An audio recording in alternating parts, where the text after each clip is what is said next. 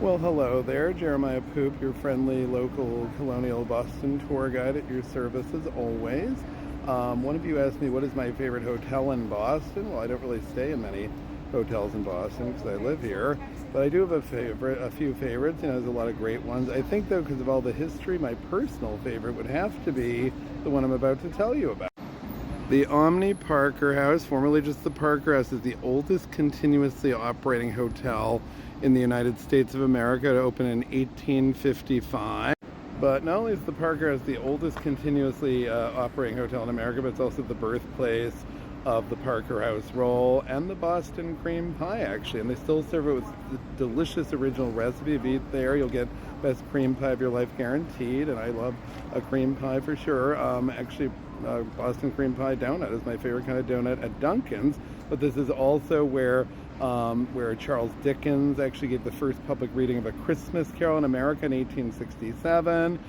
Ho Chi Minh was a pastry chef here over a century ago. Malcolm X worked here as a waiter. His name was Malcolm Little at the time. He actually was living in Boston at that time. Actor John Wilkes Booth supposedly stayed there just a few days before he murdered Abraham Lincoln, and according to legend, he went down this alley at the end of his stay, and supposedly maybe that brick building there, but maybe not.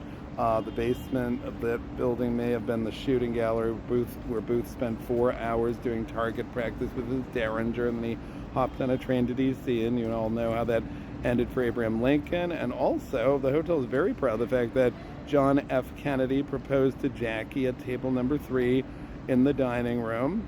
Or did he? Because there's a restaurant in Georgetown in Washington, D.C. that also claims the same thing. And then there's some place in London that also claims it. And according to legend, actually, he may have proposed first at the restaurant in Georgetown, and she said no.